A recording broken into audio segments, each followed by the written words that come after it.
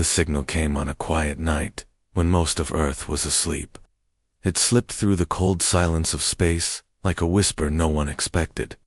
Lunar Relay 7, a small station floating above the moon, picked it up first. The frequency was old, forgotten, one Earth hadn't used in over 30 years. That's what made it real.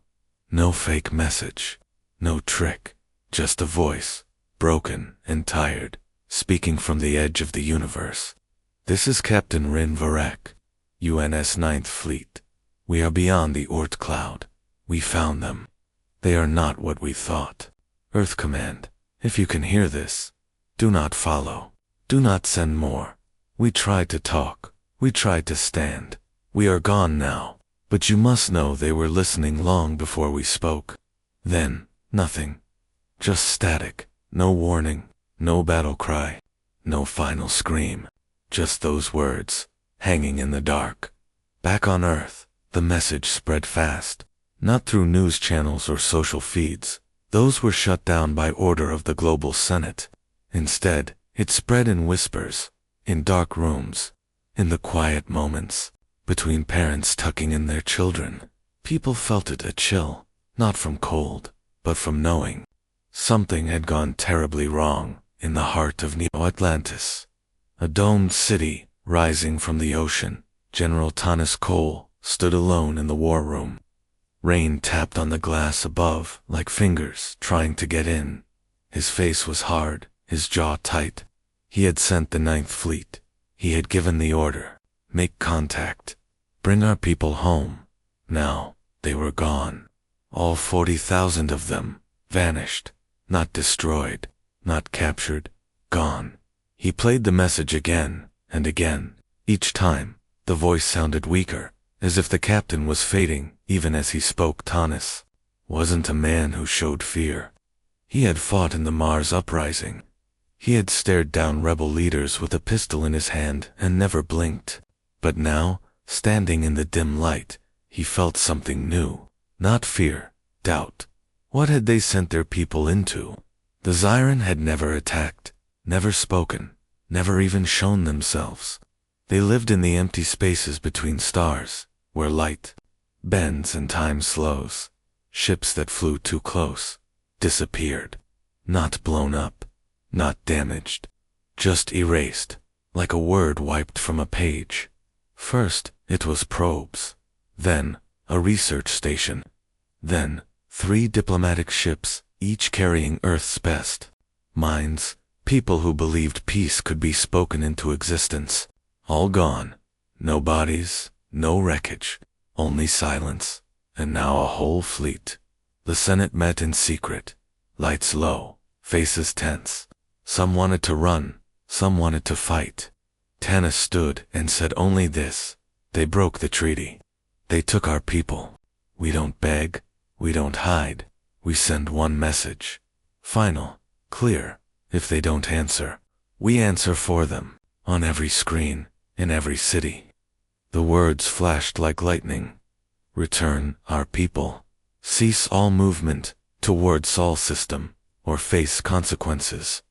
No one knew if the Zyran could read, if they had eyes, if they even understood words. But Earth had.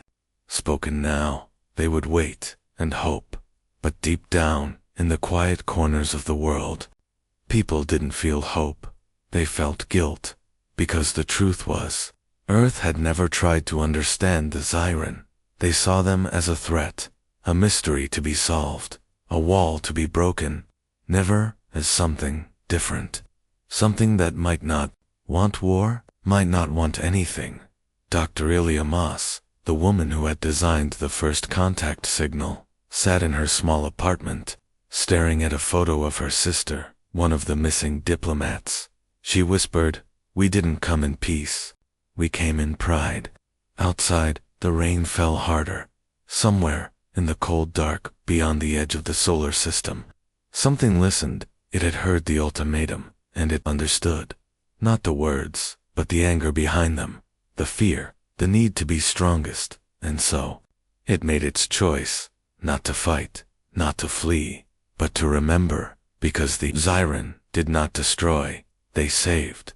They preserved what was about to be lost, and now, Earth had shown them exactly what needed saving, not the fleet, but humanity itself. No one on Earth had ever seen a Zyran, not really.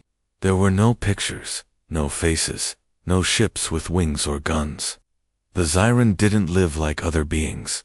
They didn't walk, they didn't breathe, they didn't speak with voices. They were not solid, they were not energy. They were something else, something that bent space like a ripple in water, that turned silence into a kind of music, that made stars flicker when they passed. Scientists called them non-local entities. Diplomats called them ghosts of the void. Soldiers called them the silence before death. And now, they had taken the Ninth Fleet. The Global Senate sat in the underground chamber beneath Neo Atlantis, the walls glowing with soft blue light. General Tanis Cole stood at the center, his boots clicking against the metal floor. His voice was sharp, loud, meant to cut through fear. They broke the peace, he said. They took our people. They ignored our warnings. This is not mystery. This is war. But not everyone agreed. Dr. Ilya Moss stood slowly. Her hands trembled, but her voice did not. She was small, with gray in her hair and deep lines around her eyes, the kind that come from years of worry and thinking too hard. General, she said, we don't know what war means to them. We don't even know if they saw our message as a warning. What if they saw it as a threat? What if, to them, we are the enemy? The room went quiet. Tanis turned to her. They vanished 12 ships, Doctor, without a word, without a fight. That is not peace. That is power. But what kind of power? Ilya asked. They didn't destroy. They didn't hurt.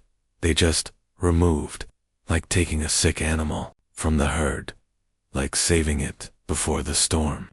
No one laughed, but some looked away. They didn't want to think too deep. Fear is easier when you can point a gun at it. But how do you fight something you can't see? Something that doesn't fight back? Ilya walked to the hologram table. With a touch, she pulled up data, old signals, strange patterns, the last words of the missing diplomats. One clip played Ambassador Rhea Torin floating in a calm room of light, speaking slowly. They don't want to talk. They want to understand. They see inside us, not our words, our fear, our pain. They know we are close to breaking, and they are afraid of what we will become. The room stayed silent. Then Tanis said, she was brainwashed. They did something to her mind, or maybe, Ilya whispered, she finally saw the truth. Outside, the storm had passed. Moonlight touched the ocean, but inside, the air felt heavy, like before a Thunderclap. Meanwhile, the Eighth Fleet was already moving. 12 warships, faster and stronger than the Ninth, armed with quantum pulse cannons, stealth drives, and AI targeting systems that could lock onto a grain of sand in deep space. Their orders: enter Zyran space, find the missing, recover or destroy. On the UN's Dauntless, the flagship, Commander Mirakel stood on the bridge, watching the stars blur as they accelerated. She had known Rin Varric. They had trained together, laughed together.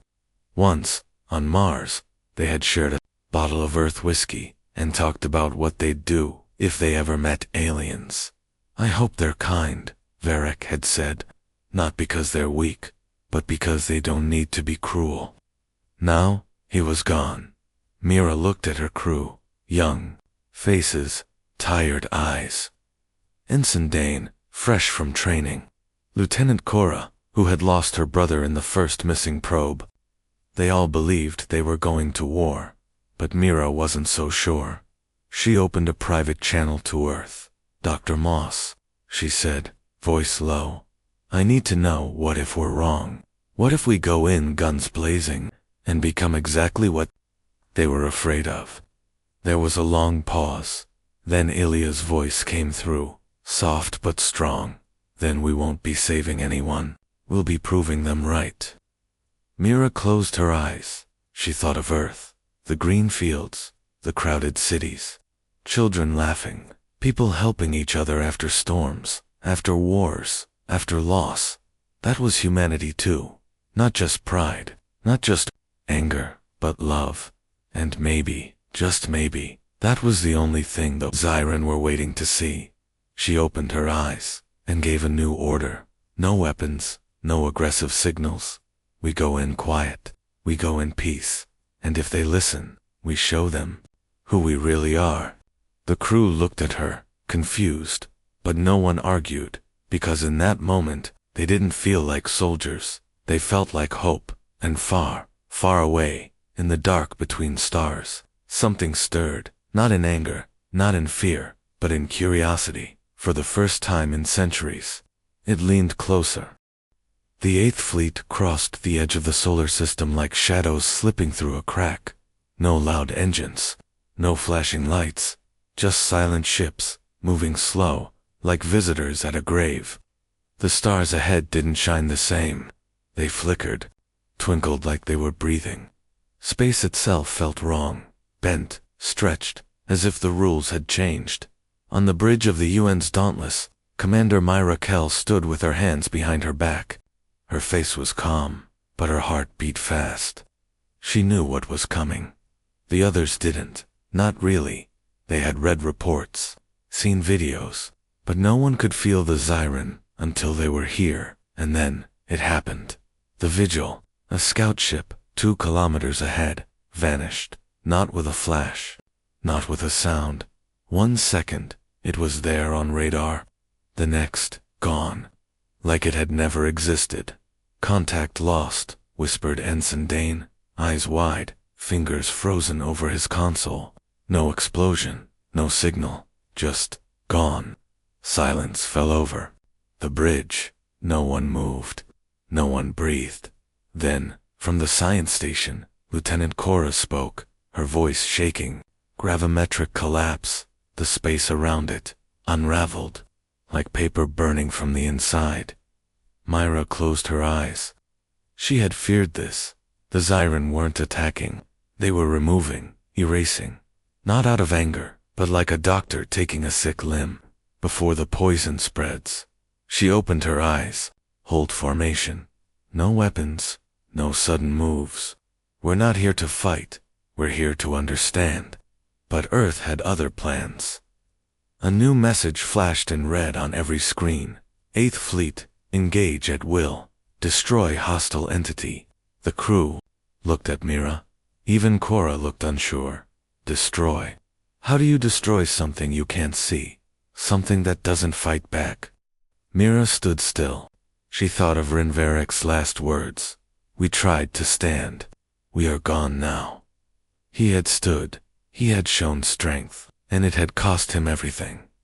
She walked to the comms panel and made a choice. No, she said. We don't fire. We don't attack. We do the one thing they won't expect. She turned to Dane. Open all channels. Broadcast on every frequency. Not weapons, not warnings. Music. Dane blinked. Music. A lullaby, Mira said softly. The oldest one we have, from Earth. Real voice, real piano, no edits, just peace. Hands moved, systems woke, and from the Dauntless, a quiet melody floated into space, simple, slow, full of warmth. A child's song, a mother's voice, a memory of home. The fleet waited, then the stars changed. Not with fire, not with war, but with light. The dark space ahead shimmered. Shapes formed, not ships, not creatures, but patterns. Like ripples in water, like wind through trees. The Zyren were responding, and then a signal. Not from Earth, not from any known language, but from the missing, on every screen, footage played. Clear, real, the lost diplomats. Ambassador Ria Santis Jarin. Engineer Lena. All alive. Sitting in a soft, glowing room. No chains, no fear. They looked calm. Then Ria spoke. But her voice was not her own. It was her daughter's voice, the one she had left behind on Earth. A girl of 6, a voice from a home video. "Mommy, when are you coming home?" The message repeated. Then, the diplomats began to sing, the same lullaby that Dauntless had just played. Tears filled Cora's eyes. "They're not prisoners," she whispered. "They're remembered." Mira nodded. "The Zyran aren't killing us. They're saving what's good, before we destroy it ourselves." But Earth didn't see it that way. Another red message flashed. "8th Fleet, you are ordered to fire. Repeat, destroy the anomaly." Mira looked at the order, then at her crew, at the stars, at the song still playing in the quiet. She took a deep breath and said, "We are not weapons. We are not monsters. We are human." She turned off the weapon systems, all of them, and left only one signal running, the lullaby. And on the edge of the universe, something vast, silent, ancient, paused for the first time in 1,000 years. It listened not to words, not to threats, but to a mother's song. And in that moment, the war didn't end, but hope began. The lullaby played on, soft and steady, floating through the cold dark like a heartbeat. It didn't echo space had. No air for sound, but the signal traveled, carried by light and radio waves, reaching into the silent folds of the void, and the Zyran heard. Not with ears, not with machines, but with something deeper, something that felt the shape of a voice. The warmth in a note, the unspoken love between a mother and child. Then, the impossible happened. The missing ships began to return, not exploded, not broken, not dragged in pieces from the dark. They appeared, one by one, like ghosts, stepping out of fog. The Vigil, the Sentinel, the Pioneer, and then the UN's Horizon, flagship of the 9th Fleet, Captain Rinvarek's ship, all intact, hulls clean, lights dim but alive, but empty, no crew, no voices, no movement, just silence. Commander Mirakel stood on the bridge of the Dauntless, her breath caught in her chest. Her hands gripped the railing so hard, her knuckles turned white. She had hoped, she had prayed, but she never believed they would come back. And yet, here they were, scanning for life signs. Dane said, voice trembling. "None. Repeat. No life signs on any vessel." Cora leaned over her console, eyes scanning the data, but the systems there intact, power levels stable, logs still running. It's like everyone just stepped away. Mira didn't answer. She was staring at a small blinking light on her screen. A data crystal had been left in the Horizon's command deck, labeled with one word, Y. Not in Zyran symbols, in human writing. Her breath stopped. They weren't just returning the ships, they were asking a question. She sent a drone to retrieve the crystal. When it docked, she played the file alone, in her quarters. The screen lit up, not with words, not with images of war or warning, but with memories, not hers, but Earth's. A child laughing in a field of flowers, an old man watering plants on a balcony, a group of strangers helping a collapsed runner in a marathon, a teacher hugging a student who finally learned to read, a firefighter carrying a cat from a burning building. One after another, the clips played, not heroic acts, not grand speeches, just small, quiet moments of kindness, of care, of being human. Then, the tone changed. The same people, but later. The child now a soldier, pointing a gun, the old man shouting at his neighbor, the marathon crowd ignoring a man who fell, the teacher yelling at a student in tears. The final clip was Earth's last transmission, the ultimatum: return our people, or face consequences. Cold, hard, angry, and then silence. The message ended. Myra sat in the dark, tears rolling down her face. She finally understood. The Zyran weren't enemies. They weren't gods. They were witnesses. They had watched civilization after civilization rise, full of hope, creativity, love, only to fall to fear, pride, and violence. And each time, the Xyrans stepped in before the end. They didn't destroy, they preserved. They saved the good parts, the memories, the voices, the beauty, and carried them into the dark, like seeds waiting for better soil. And now, they had seen humanity. The lullaby had shown them hope. The ultimatum had shown them danger, and they were waiting to see which one would win. Myra wiped her tears and stood. She walked back to the bridge. The crew looked at her, silent, waiting. She took a deep breath. "They're not holding our people," she said. "They're protecting them. From us. From what we might become." Cora whispered, "So, we failed."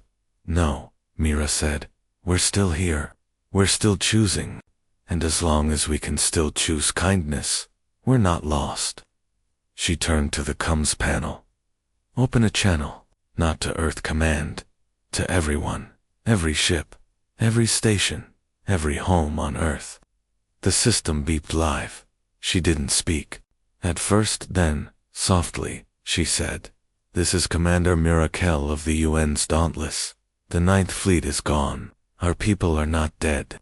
They are being kept, not as prisoners, but as proof. Proof that we were once good.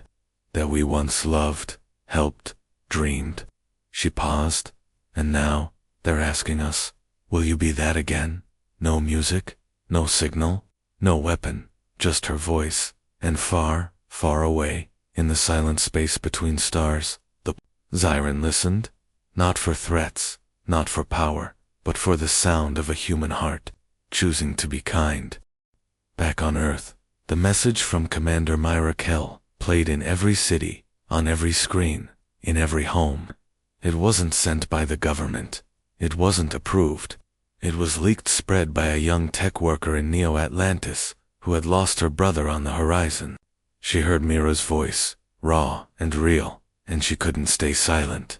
"They're not punishing us. They're protecting what we were before we forget. And now, they're waiting to see if we're worth saving." People stopped, in busy streets. Crowds stood still, in schools. Teachers paused lessons, in hospitals. Doctors held patients' hands tighter. Even soldiers lowered their heads, for the first time in years. Earth wasn't shouting, it was listening. But not everyone wanted to hear. In the war room beneath Neo-Atlantis, General Tanis Cole watched the broadcast with fire in his eyes, his hands clenched into fists. The walls hummed with silent machines, the air thick with tension. "This is madness," he growled. "She's surrendering. She's telling the galaxy we're weak." Dr. Ilya Moss stood beside him, calm but firm. "No, General. She's telling the truth. And the truth is the only thing that can save us now." Ten turned to her. "We are Earth. We don't beg. We don't hide. We fight. And look where it got the Ninth Fleet," Ilya said softly. "They didn't die in battle. They were removed. Because we came with pride, not peace." Tanis didn't answer. He looked at the hologram of the solar system, the Eighth Fleet, hanging at the edge, the missing ships floating like ghosts, the dark space where the Xyran lived. His mind raced. Orders, tactics, weapons. Then he made his decision. He opened a secure channel. "Eighth Fleet, prepare quantum destabilizer. Target the anomaly. Erase the source." The words were cold. Final. He didn't call it war. He called it defense. But on the UN's Dauntless, Mira felt the order like a punch to the chest. "They still don't get it," she whispered, staring at the command screen. Her voice broke. "They still think strength means fire. That power means control." Cora stood beside her. "If we fire that weapon, we prove the Xyran right. We become the threat." Mira looked around the bridge, at Dane, barely 20, who had joined the fleet to protect Earth. At old engineer Voss, who had built ships since the Mars colonies. At the quiet medic in the back, who had once saved a child during a reactor meltdown. Good people, scared, tired, but still kind. She took a deep breath and made her choice. All weapons offline, all engines to stand by, shut down all attack systems. No exceptions. Dane turned, shocked. Commander, that's direct defiance. You'll be Mira smiled, soft, sad, strong. If we fire that weapon, there won't be a court to try me. There won't be an Earth worth saving. She walked to the comms panel, open a fleet-wide channel, and patch me through to every human ship, every station, every soul who's still listening. The system beeped. She didn't speak like a commander. She spoke like a person. People of Earth, this is Mirakel. I know you're afraid. I know you want to fight. I know you want your loved ones back. So do I. Rin Varric was my friend. I miss him every day. Her voice cracked.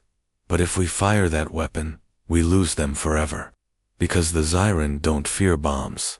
They fear what we become when we use them. She paused. So I'm not sending a weapon. I'm sending a truth. She turned to her crew. Shut down everything. Lights, engines, weapons.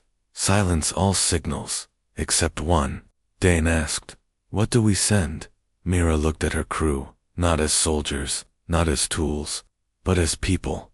We send us, she said. Not our pride, not our power, just who we really are.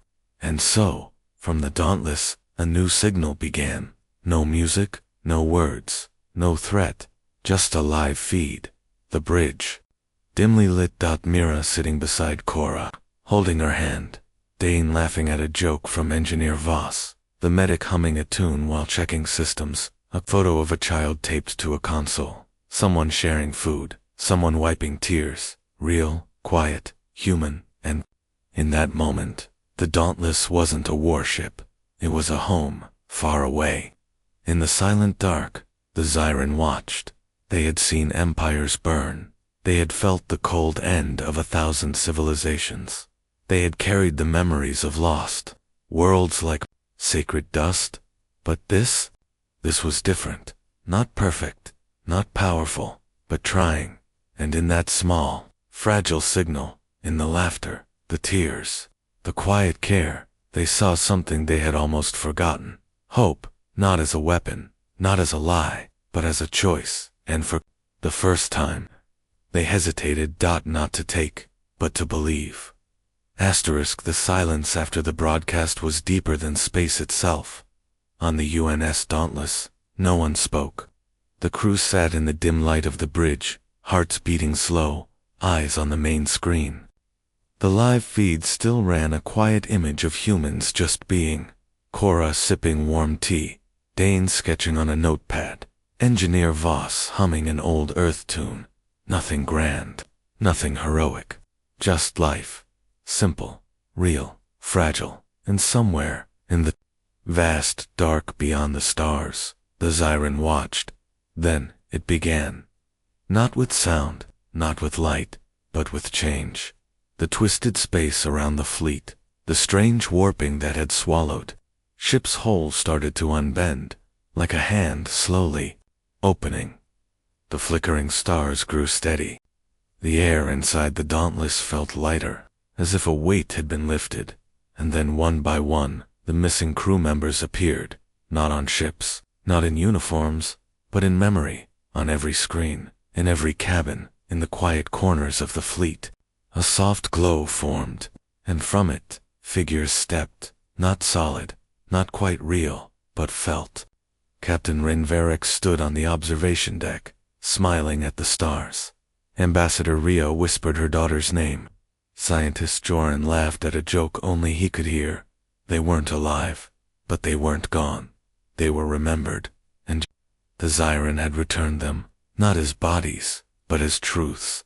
Myra stood in the center of the bridge, tears rolling down her face. She didn't wipe them, she let them fall. Rin, she whispered. The image of the captain turned. He didn't speak, but he nodded.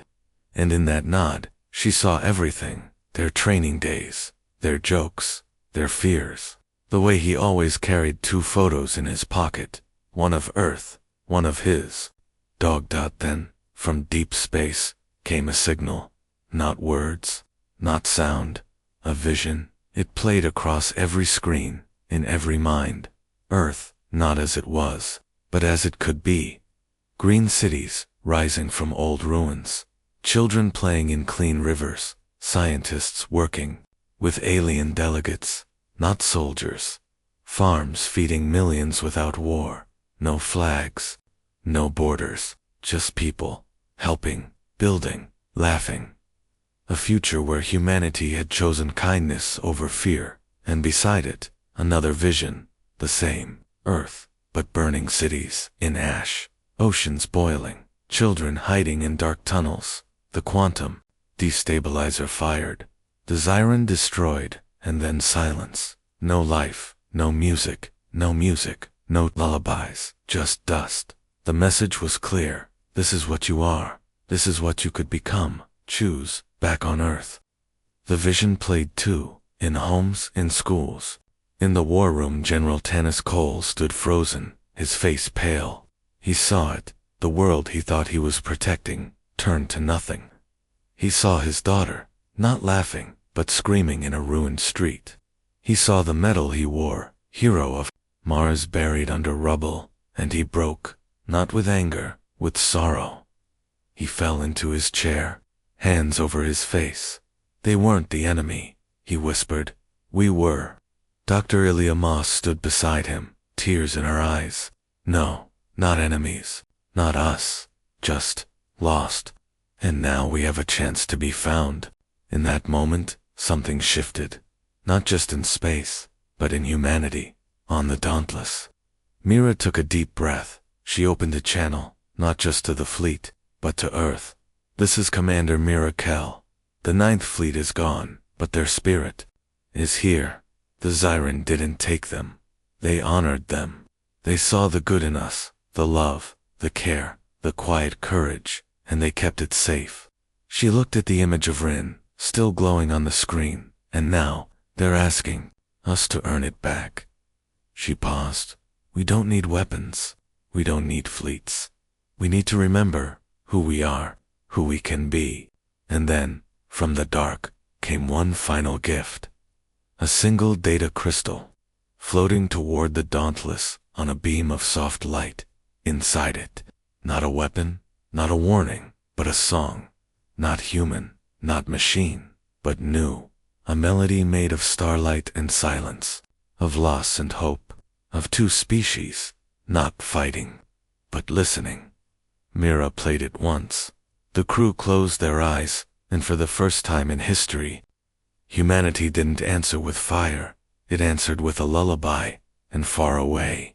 In the deep quiet between stars, the Zyron wept, not in sorrow, but in hope, because at last, after centuries of carrying dead, civilizations like ghosts, they had found one that chose to live. The 8th Fleet came home under a sky painted gold by sunrise. They didn't arrive with sirens or victory parades. No war horns, no flashing banners. The UN's Dauntless and its sister ships slipped through Earth's orbit like shadows returning from a long journey, quiet, worn, but whole. No weapons fired, no enemies destroyed. Yet, in the hearts of those on board, something greater had been won. Neo-Atlantis waited in silence. No crowds lined the docks. No leaders waved flags. The city stood still, as if holding its breath. People watched from windows, from rooftops, from the quiet shores of the Great Dome. They had seen the vision. They had heard Mira's words. They had felt the choice, and now they waited to see what kind of people they had become. On the landing platform, General Tanis Cole stood alone. His uniform was perfect, his boots shined, but his eyes, once sharp and unshaking, were red, heavy, full of something new, regret. He had given the order to fire. He had called the Zyron a threat. He had believed strength meant control. Now, he stood empty-handed. No war, no victory, just silence, and the weight of what he had almost done. The ramp of the Dauntless lowered slowly. First came the crew, tired faces, sunken eyes, but standing tall. Dane, the young ensign, carried a small photo in his hand, his mother, who had died before he left Earth. Cora walked with her head high, her voice still hoarse from crying in space. Engineer Voss leaned on a rail, breathing deep, as if tasting Earth's air for the first time. And then Mira Kell. She stepped down in her simple gray uniform, no medals, no weapons. Just a woman who had stared into the dark and said, "We are better than this." Tennis walked forward. No salute, no ceremony, just two people, standing in the morning light. "You disobeyed a direct order," he said, voice low. Myra looked at him, not with anger, not with pride, but with honesty. "I followed a higher one," she said. "The one to protect what makes us human." Tanis didn't answer at first. He looked past her, at the sky, at the sun rising over the ocean. He thought of his daughter, of the vision, her laughing in a green field, not screaming in ruins. He thought of the lullaby, of the way she used to hum it when she couldn't sleep. "I thought strength was in our ships," he said, almost whispering. "In our weapons, in never backing down."